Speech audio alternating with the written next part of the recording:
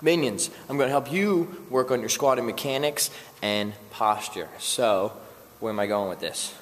1, squatting requires good hip internal rotation, right? So our ability to start with our hip internally rotated, and it also requires a good amount of being able to pull into external rotation, or abduction here. So what we're going to work on is learning to pull into flexion and external rotation to create torque and keep our knees safe and hopefully improve our squatting mobility.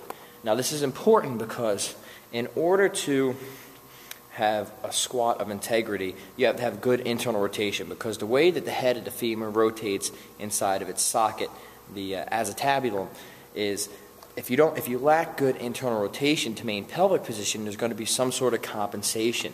Now what this compensation could be is, let's see if we can see here, is 1, it could be a valgus collapse, the knee bowing inward. It could be an arch collapse. These are things that are going to destroy your knees, right? So it's important that you have good squatting mechanics and mobility before you're just trying to hop in to some nonsense. So here, let me show you what you need. Very simple, jump stretch band. Boom, you need to be looped just like that. What we're going to do here is we're going to loop it around our leg.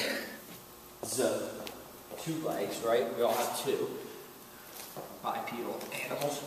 Right, so we're here on the outside knees, and all you're going to do from here is feet are pointed straight ahead, shoulder width apart.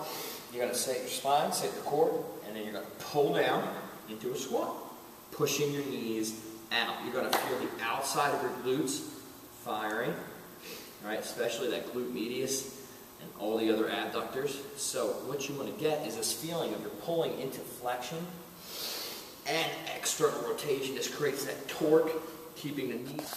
My apologies, I ran out of camera space, so I'm just going to take up from where I think we left off, which was the actual stretch. So, we're here. I'm going to show you from the side view now. We got our jump stretch band, nice and taut.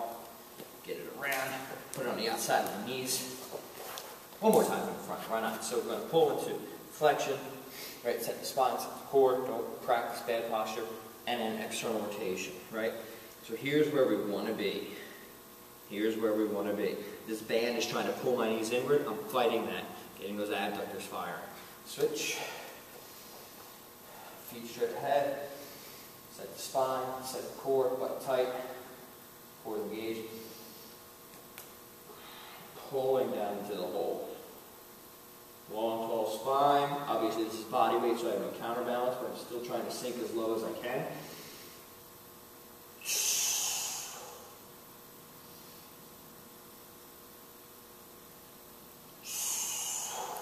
Whew. So what that is that's a great primer to get those abductors firing for any sort of squatting routine, deadlifting routine, any sort of hip routine that you may have for today. That's a fantastic way to just get everything primed, firing right, and also work on squatting posture. Look, I don't care, I don't care if you ever squat heavy a day in your life.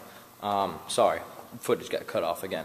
What I do care about is that you have the requisite mobility, or you develop that requisite mobility, that you can spend time in a squat safely and without destroying your knees or being in an excruciating amount of pain.